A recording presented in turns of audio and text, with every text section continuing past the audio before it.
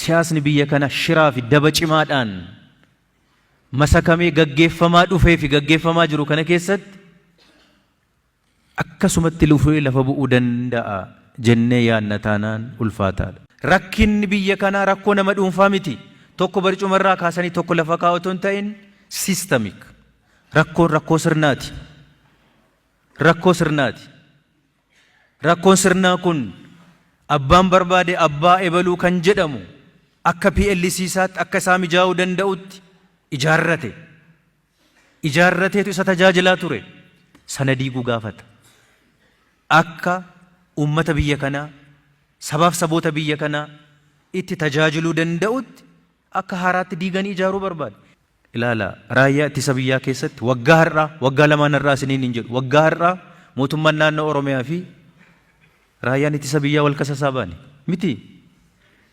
Anis pirezidaantiin ture waltajjiitti ba'ee etuun sodaatiin namumti dheeraan kun warra kanatu ummata keenya fixaa jira.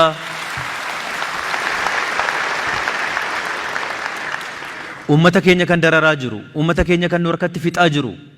Diina fagoo miti raayyuma kanaa jenneetu miti kan kasasaa baane himataa baane eenyuun hin himanne nuti. Yeroo sanatti akkamitti wal barbaanna turre? Walitti nyaachifannee wal barbaanna turre. Nu hin qabnu warri qabu nyaachifatee nu barbaadaa ture. Har'oo humni keenya guddaan eenyu? Humna kanadha. Waggaa har'aa fi har'a wal bira fidaa laala.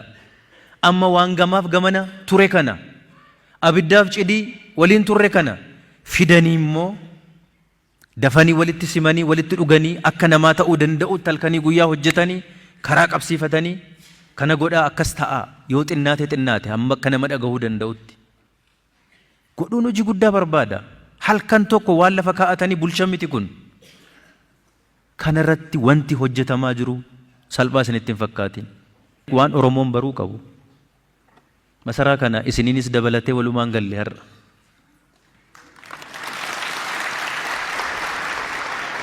Masaraa Oromoo gochuudhaaf miti. Masaraa haqaa, masaraa dhugaa godhuudhaaf gale Oromoon malee masaraa Oromoon qofti keessatti sirbu. Yoo goona taane nus warra kaleessaatti taana. Hin barbaannu isa nuti. Isa miti.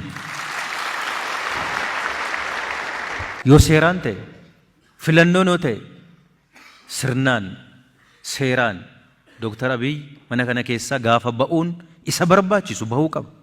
Humnaan taa'uu qaba jennee naman.